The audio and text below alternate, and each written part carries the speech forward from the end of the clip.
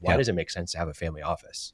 Yeah, I mean, at that level, what you're really talking about is, and it's hard for the average person to really understand this, but the complexities that exist with that amount of money. Like there's the old saying, more money, more problems, right? And it is Yeah. true. Um, there are so many strategic planning initiatives that happen at a wealth of that size. I know this actually because my wife works in a large family office. And one of the things, I mean, you're talking about setting up foundations. You're talking about setting up trusts for not just your kids, grandkids, generational skipping trusts. You're talking about how to minimize. Everything really comes down to how do you minimize your tax liability across all the states that you're investing in, and how do you plan about transferring wealth between generations. That's really, when you get to that level, what a lot of it is. It's about longevity. It's about sustainability.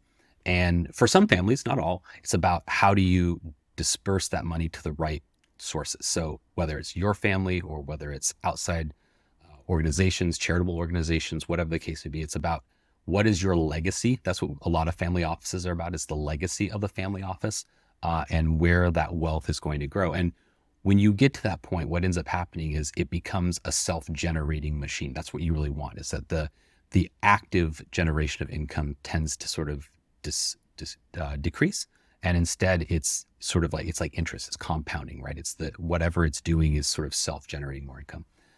So there's a ton of complexities that exist. I mean, it becomes its own corporation, if you will, right? Like we're talking family offices of 20, 30 people that are running this. I mean, that's a good size, medium business on everything thing.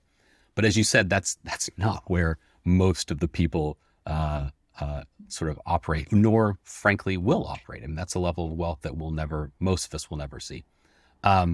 But for the average person, a family office is still maybe a good path to be thinking about. And so one of the things that's really crucial to me and my approach to things is making sure that you have the right professionals in place to help you with the things you're not an expert on.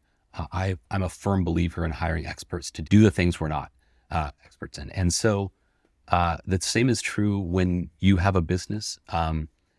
Your business should be set up to help you achieve your personal goals. And one of the ways it can do that is making sure that the goals of the business are in alignment with the goals of you as a person or as a family. And so sort of the natural progression of that is to start kind of thinking about your personal life as a bit of a business, and meaning that who do you have on your side looking out for you to make sure that the right decisions are being made. And so that's this sort of idea, like a light family office, if you will, like sort of a diet family office, where the people who are there and at that size, it's really what we're talking about is a legal counsel, so an attorney that you can rely upon, usually a generalist, someone who can handle like estate planning, maybe the setup of some businesses, just sort of manage the registered agent side of things and that. An accountant and or a CPA, depending upon sort of like what role they fill. So for example, I am a CPA, but I don't do taxes. I focus on the bookkeeping side of things. And so you'd want to have someone who sort of you want to have both those bases covered. And then the third one is an investment advisor, someone that's making sure that's sort of the wealth legacy side of things. But they all have to sort of work in tandem. And so the reason I kind of call it a light family office is you want to be having regular meetings as a group, that core group with you as a family, and kind of treating it almost just like a board meeting where you're sitting down and going, okay, what's new? What's changed? What should we be thinking about? And then conversely, the professionals ask you, what are your goals? Have you changed anything? Are you planning any big trips? Are you thinking of new endeavors? Are there investment things that you want to do? Is Jimmy now wanting to go to Yale instead of a local school, and thinking about sort of how are we planning for that? And again, one of the things that I think is crucial to this is that we don't know what we don't know, right? We are sort of taught that like, hey, you make some money, you put it in a savings account, you let it earn some interest. It's like the most inefficient way to grow wealth. There's a whole lot of tricks and tips out there that we aren't necessarily privy to that experts are. And so we should be utilizing them to help us find those ways to really escalate our own personal wealth to our goals. Yeah, man, so much to unpack there. And Sorry, that was a long ramble. no, it's good. It's No, good. I one like, thing. go ahead, Brian. Well, I just want to point out, and I think you implied it, but maybe didn't say it explicitly, but for people for whom a foundation means a trench in concrete, you still need these Yes. advisors. Yes.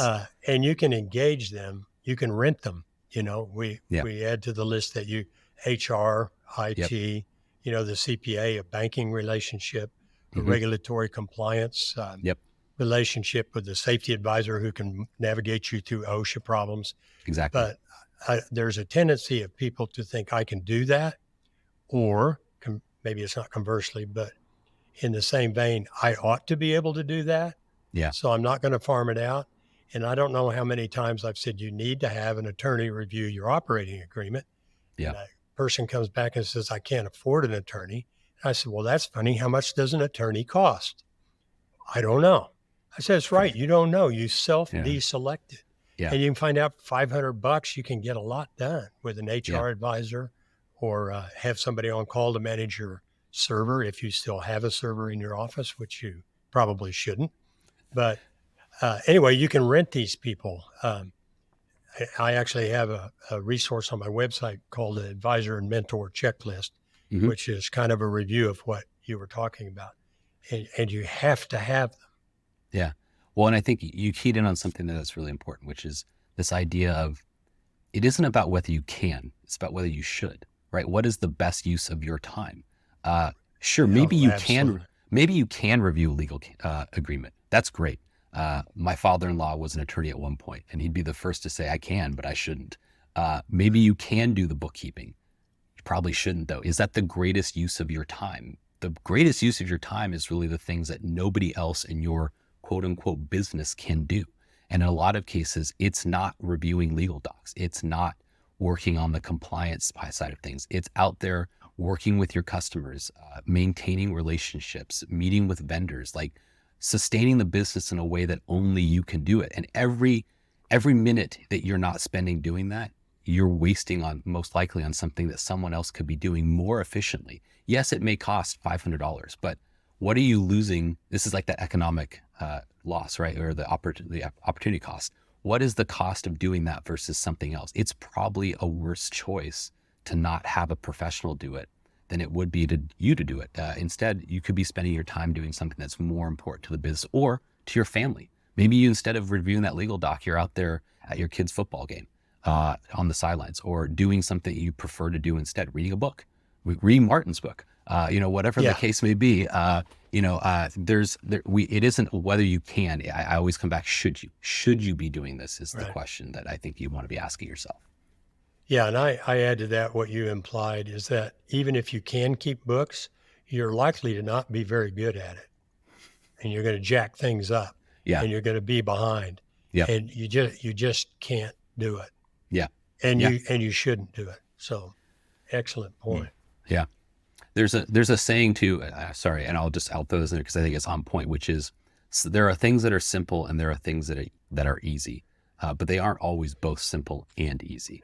And so just because something is easy doesn't mean it's simple, and that doesn't mean that you should be doing it, or it doesn't, just because something is simple doesn't mean it's easy either. And so that doesn't mean you should be spending time on it. We often equate those two things as being synonymous, but they are not. And so sort of keeping that in mind, that one doesn't always beget the other.